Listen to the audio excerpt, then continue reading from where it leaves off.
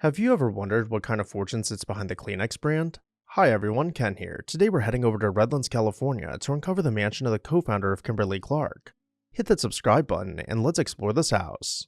This video is brought to you in part by Victorian Society in America. More on them later. In 1838, John Kimberly was born in Troy, New York, but moved with his family to Wisconsin as a young boy. In the frontier town of Neenah, he attended Lawrence University in Appleton and nurtured an entrepreneurial spirit.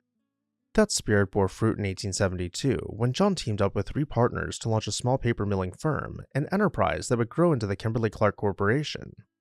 Each partner invested $7,500 to build their first mill, and under John's leadership, the company expanded spectacularly over the next 25 years, from a modest 2-ton per day mill to an industrial network of 14 mills producing 150 tons daily. This explosive growth in paper products, the very company that would later introduce household names like Kleenex tissues, made John a very wealthy man. But John's story is only half of the picture. Helen Cheney, born in 1843 in Defiance, Ohio, brought her own intellect and passion to the partnership. She was raised in a family that valued progress. Her father had worked on the Erie Canal and later became a banker, and Helen received a good education for a woman of her time. In 1865, she married John, and the newlyweds settled in Neenah, Wisconsin. There, she became a pioneer in promoting women's education, championing the teaching of domestic science, what we might today call home economics. Through the Federation of Women's Clubs, Helen helped fund a professorship in domestic science at Milwaukee's Downer College and contributed to the building of Kimberly Hall for that program. As prosperous members of Midwestern society, the Kimberleys sought refuge from Wisconsin's harsh winters. In 1899, they began wintering in Redlands, California, a small but affluent community east of Los Angeles known for its warm climate and orange groves. By late 1905, John and Helen decided to put down more permanent roots in Redlands, and an opportunity arose that was simply irresistible. Atop Prospect Hill in Redlands stood a picturesque chateau-esque mansion built in 1897 by Cornelia A. Hill.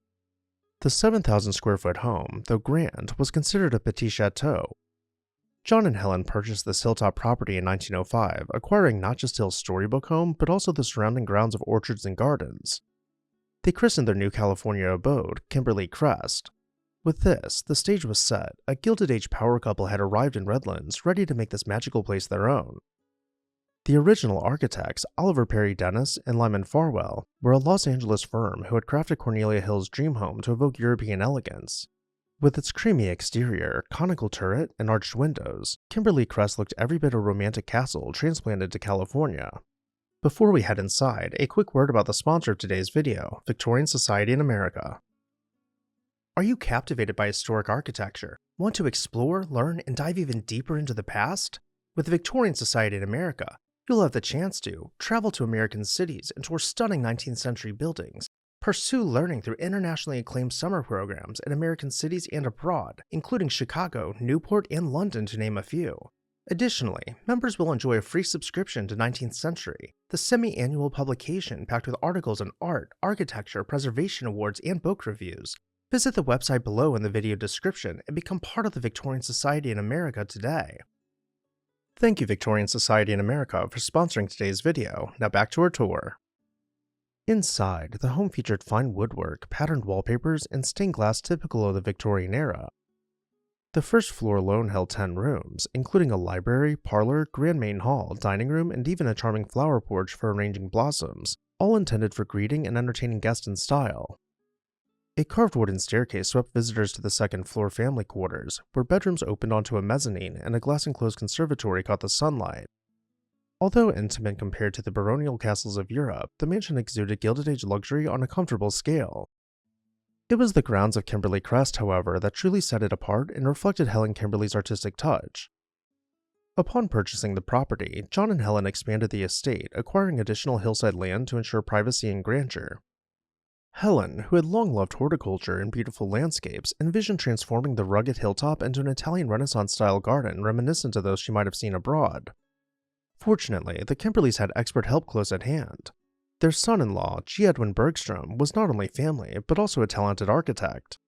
Helen enlisted Bergstrom's help to design an elaborate series of terraced gardens that would complement the French chateau aesthetic.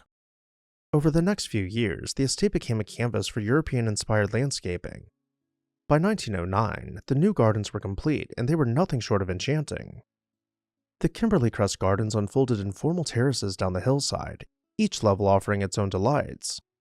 Statues peeped out from the manicured hedges, and graceful staircases led visitors from one terrace to the next, as if guiding them on a journey through a storybook landscape. A grand pergola draped in vines provided a shaded walkway overlooking reflective koi ponds and lily pads that added a sense of tranquility. Terracotta pots overflowing with geraniums and roses lined the paths, and an orange grove on the north end paid homage to the Redlands citrus heritage. In 1915, Sunset magazine rhapsodized about the estate's beauty, noting that all the majesty of perfect lines, all the luxury of tone and color that plant life is capable of producing, all the skill of artist and artisan are combined in Kimberly Crest, one of the most beautiful and attractive home places in California.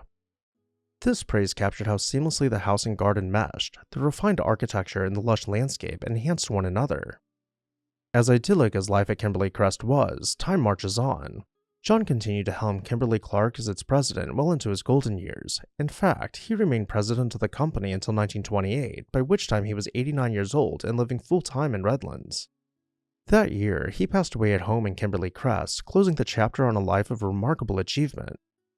When John passed away, it was undoubtedly a heavy blow to Helen after more than 62 years of marriage. She passed away in Redlands just a couple years later in 1931, at the age of 87.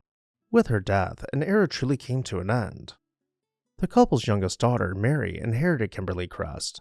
The house often hosted charitable events, garden tours, and social gatherings that benefited Redlands causes. Mary had no intention of keeping this treasure all to herself. Her vision was to eventually share Kimberly Crest with the public. In 1963, she approached the city of Redlands with a proposition.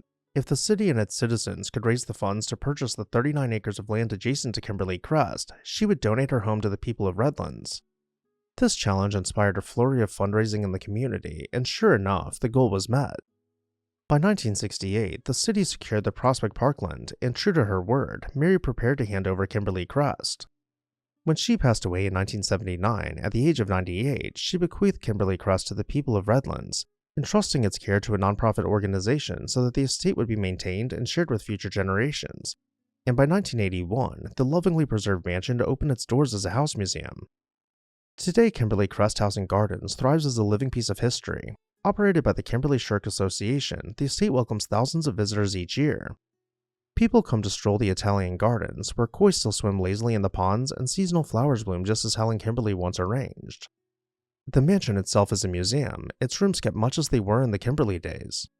And with that, I'll turn it over to you. What did you think about Kimberly Crest? Let me know down below in the comments section. I'd also like to say a huge thank you to Victorian Society in America for sponsoring this video. Check out their link in the video description to find out how you can get involved today. As always, thank you all for watching, and I'll see you next time on This House.